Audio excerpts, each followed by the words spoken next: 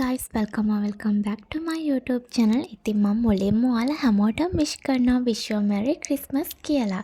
ඉතින් හැමෝටම සුබ නත්තලක් වේවා. ඉතින් මම නම් කැතලික් කෙනෙක් නෙමෙයි. ඒ වුණාට අපි හැමෝම කැමතිනේ ක්‍රිස්මස් වලට shopping යන්න, ක්‍රිස්මස් වලට ගෙදර ඩෙකොරේට් කරන්න, ක්‍රිස්මස් tree එකක් හදන්න, ක්‍රිස්මස් පාටි ඒ වගේ දේවල් වලට අපි ලොකු පොඩි හැම බෙදයක් නැතුව හැමෝම කැමතියි.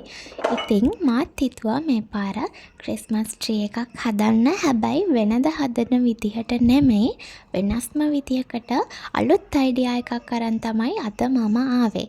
ඉතින් මුලින්ම මම කරේ මගේ බ්‍රෙක්ෆාස්ට් එක හදාගෙන ඉවර වුණ එක. ඉතින් මං කිව්වනේ අද මම කරන්නේ අලුත් අයිඩියා එකක් ගෙනල්ලා තියෙනවා ක්‍රිස්මස් වලට ක්‍රිස්මස් tree එකක් හදන. ඉතින් මේක ගැන කිව්වොත් මුලින්ම මම කියන්නම් මම මේක දාලා තිබ්බා වීඩියෝ එකෙත් මම රුපියල් 700න් ක්‍රිස්මස් tree එකක් හදපු විදිය කියලා. ඉතින් ඔව් ඇත්තටම මේකට රුපියල් 700කටත් අඩු මුදලක් තමයි කියේ.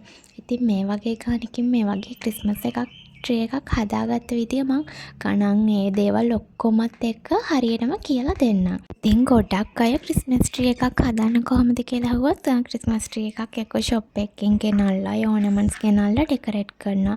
නැත්නම් ගෙදර තියෙන farms ගහක් වගේ දෙයක් ornament වලින් decorate කරගන්න එක තමයි කරන්නේ. ඉතින් මේ විදි දෙකම නැතුව ගෙදර තියෙන පොඩි දේවල් වලින් ඒ වගේම තව පොඩි දේවල් අරගෙන ලොකු වියදමක් යන්නේ නැතුව අඩු වියදමකින් ක්‍රිස්මස් tree එකක් හදන්න පුළුවන් විදි එක විදි තියෙනවා. ඉතින් මේ වගේ විදි වලින් අද මම ගෙනාපු විදිය ගොඩක් ලේසි ඕන කෙනෙක්ට try කරලා බලන්න පුළුවන්. ඉතින් මේකට මට ගියේ ඇත්තටම රුපියල් 700කටත් අඩු මුදලක්. රුපියල් 700යි කිව්වොත් හරි.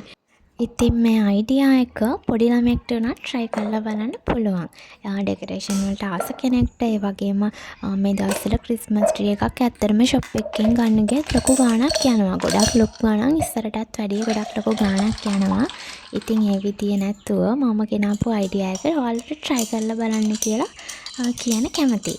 හරි. ඉතින් දැන් මම මගේ බ්‍රෙක්ෆාස්ට් එක හදාගෙන ඉවරයි. දැන් අපි අපේ වැඩේ පටන් ගමු. මුලින්ම මම කියලා දෙන්නම් මුලින්ම මේකට ඕනේ මෙන්න මේ වගේ ලොකු කාඩ්බෝඩ් එකක්. ඔයාලා ගන්න කාඩ්බෝඩ් එකේ size එක අනුව තමයි ඔයාලගේ ක්‍රිස්මස් tree එක හැදෙන්නේ. ඉතින් මම මුලින්ම කරා මේ කාඩ්බෝඩ් එකකින් කෝන් එකක් හදාගත්තා.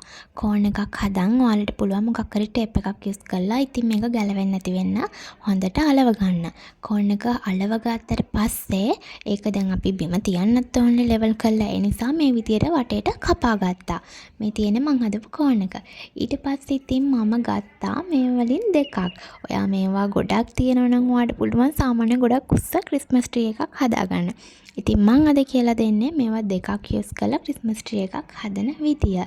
ඉතින් මේ එකකට මට ගියා රුපියල් 130ක්. එතකොට දෙකටම රුපියල් 260යි. ඉතින් මේ දෙක යූස් කරලා මම මුලින්ම මේ කෝන් එක හොඳට මේ කවර් කරගත්තා වටේටම. ඔයාලටත් මේක ලේසියෙන්ම මං කරා වගේ උඩින් ඉඳන් පහළට කරන්න පුළුවන්. මෙන්න මේ තියෙන ක්‍රිස්මස් බෝල් සෙට් එකට මට ගියේ රුපියල් 225යි. මෙතන ක්‍රිස්මස් බෝල් 12ක් තියෙනවා. ඉතින් මේ ක්‍රිස්මස් බෝල් ටික මම සෙට් කරගන්න ලේසි විදියක් ඔයාලට කියලා දෙන්නම්. මෙන්න මේ විදියට මේකේ නූල අයින් කරලා කපලා අයින් කරලා ඊට පස්සේ මේ ක්‍රිස්මස් බෝල් වලට මේ නූල සෙට් කරන්න පුළුවන් පොඩි ප්ලාස්ටික් කෑල්ලක් තියෙනවනේ. ඒක ලේසියෙන්ම ගලවන්න පුළුවන්. එන්න ඒක ගලවලා ඉවරලා හරිම ලේසියෙන් මෙන්න මේ විදියට ක්‍රිස්මස් tree එකට සෙට් කරගන්න පුළුවන්.